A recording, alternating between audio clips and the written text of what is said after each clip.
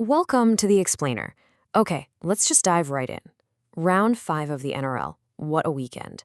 We saw one team being called pretty much invincible, while another just plummeted into a historic crisis. We're going to break down all the moments that really define the round.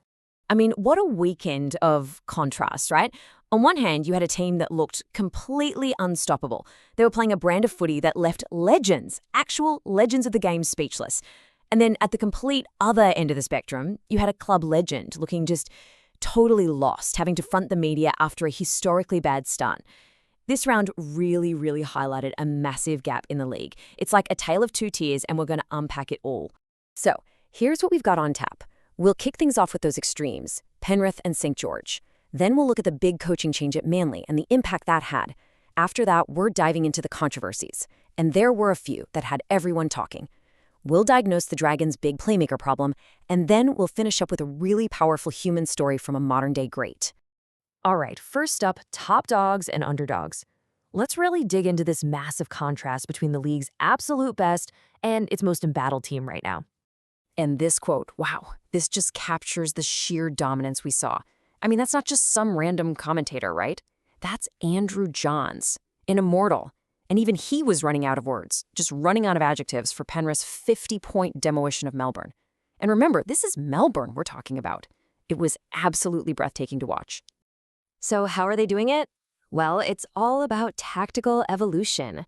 The Panthers haven't just sat back on their winning formula. Nope, they've totally changed their game up. Just look at this. They've almost quadrupled their offloads compared to this time last year. 50. That's up from just 13. It's made an already dominant team even more unpredictable. And honestly, even more dangerous. And then you have the other side of the coin. The contrast, honestly, could not be more stark. While Penrith was soaking up all this praise, the Dragons were just collecting these awful, unwanted records, including a 9th straight loss. It got so bad that they were getting booed off their own home turf by their own fans. You know, their long-suffering fans. And you could just feel the pressure on Coach Shane Flanagan. He's usually such a defiant guy, right?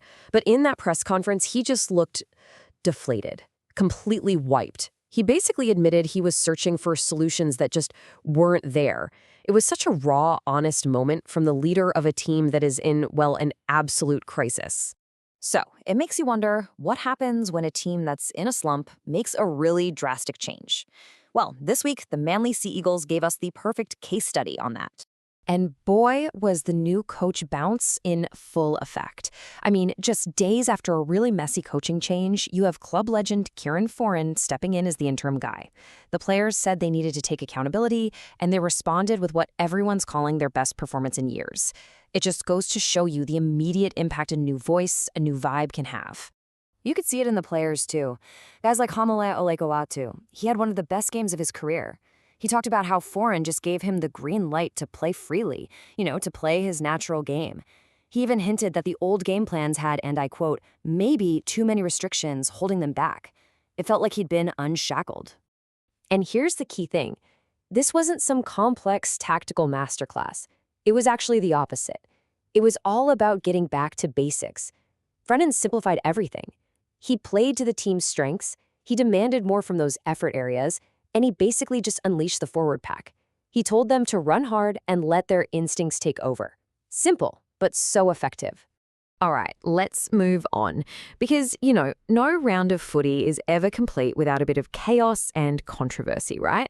So let's get into the moments that had everyone talking, arguing, and just kind of scratching their heads. Okay, first up, this Latrell Mitchell tackle. The play was dead, okay, and Mitchell comes in and hits an unprotected Connor Tracy from behind. The experts, they did not hold back at all. They called it unnecessary, excessive, and a straight-up cheap shot. And for what? It risks serious injury, it risks suspension, and there was absolutely no benefit to his team. And that wasn't the only thing stirring the pot. There were a couple of really contentious calls late in one game, penalties for what looked like really minor head contact. And it's raising this bigger question about the state of the game. With refs under so much pressure to penalize any contact with the head, are players now starting to, milk it? Are they taking advantage of the rules to win these soft, game-changing penalties? And then there was this. A whole other debate blew up over a disallowed try. It was a brilliant piece of attacking play, but it got called back for a forward pass. But here's the thing. The commentators and analysts immediately brought up basic physics. They argued the refs aren't considering inertia. You know, the idea that if a player is running forward at speed and passes the ball backward, the ball itself is still going to travel forward relative to the ground. It means the pass was actually backward out of the hands, which would make the on-field call completely wrong. A huge, game-changing moment. Okay, so we've seen a lot of teams struggle when they're missing a key player. But for the Dragons, this whole crisis seems to boil down to one single crucial position. So, the Dragons started the year with this big experiment. They recruited Daniel Åkesson and put him in the most important position on the field, halfback. The problem is, it became clear almost immediately that it just wasn't working. See, Åkesson is a natural running 5/8, but he was being asked to be the team's main organizer, the chief kicker, the number 7, and the results? Well, they were pretty disastrous. And a lot of experts were actually pretty sympathetic to the kid. They basically argued that the club put a young player in a position he shouldn't have been in, a role he wasn't really equipped to handle. By asking him to be something he's not, they pretty much set him up to fail, and all under this incredible public pressure. So after 5 straight losses, the club finally shuffled the deck. They moved Kyle Flanagan into the number 7 jersey, and they shifted Åkesson back to his more natural 5/8 spot. And honestly, it was a move that left pretty much everyone asking the same question. What took so long? Why did this seemingly obvious switch take 5 weeks to make? All right, for our last section, we're going to step away from the weekly results for a minute. We're going to end on a really powerful story about a champion's tough decision. It's a story that honestly puts the whole game into perspective. So the former Roosters, New South Wales, and Australian captain Boyd Cordner, he opened up about being forced to retire because of concussions. And he spoke with this incredible honesty about the fear he was dealing with even at the absolute peak of his career. It's just such a stark reminder of the huge physical toll this game takes on the players. And this quote here really says it all. It just shows the peace he's found since making that incredibly difficult call.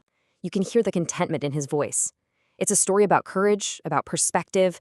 It goes way beyond just wins and losses, and it reminds us all of what's truly important in life. So what a round. It really showed us a competition of extremes, didn't it? We saw something close to invincibility, and we saw a team in total crisis. It showed us just how massive the gap between the top and the bottom can be. And it leaves all of us with one big question to think about as the season moves on. After just 5 rounds, is the Premiership race already over?